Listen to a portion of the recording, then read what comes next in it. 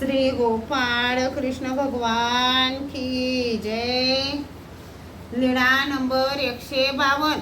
माईन भट्टाला प्रथम भेटीतच बोध। माईन भट्टाचा 5 दर्शनाचा अर्थात कर्मराठीतील देवताशास्त्रांचा अभ्यास झाला होता। 6वे प्रभाकर नावाचे दर्शन ते महाराष्ट्रातच अभ्यासता येत नव्हते म्हणून तेलंग देशाला जाऊन त्यांचा अभ्यास केला। तेथून परत आल्यावर त्यांची गावातील गणपत आपयोशी चर्चा झाली। मग म्हटले, गंगा नदीच्या दोन्ही काठावर फक्त गणपत आपयोलाच थोडाफार शास्त्राचा अभ्यास आहे।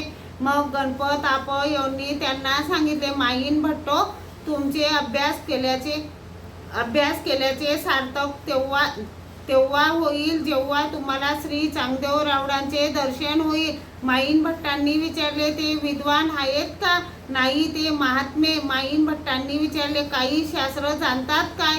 गणपत आपयोंनी म्हटले, शास्त्र जाणतात की नाही ते माहीत नाही, परंतु ते मराठी फारच सुंदर व उच्च प्रतीची बोलतात। माईन भट्टांनी मनाशीच म्हटले, ते महात्मे शिवाय मराठी बोलतात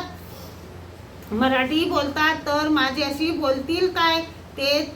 ते जर मराठीत बोलतील तर मी संस्कृतमध्ये बोलेन। मग गणपत आपयोला विचारले, तुम्ही ज्या वेळी त्यांच्या दर्शनाला जाल त्यावेळी मला घेऊन जाल का? हो, घेऊन जाईन। मग एके दिवशी गणपत आपयो सर्वज्ञांच्या दर्शनाला निघाले। मग माईन भट्टालाही बोलवून सोबत नेले। रस्त्यात माईन भट्टांनी सर्व प्रकरणे मनन केली।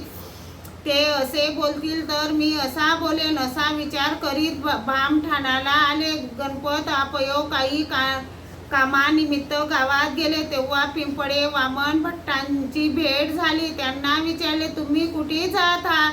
मी सर्वज्ञांच्या दर्शनाला जात आहे। तर मग माईन भट्टाला सोबत घेऊन जा, मला काही काम आहे। त्यांनी हो म्हटले। श्री गोपाळ कृष्ण भगवान की जय।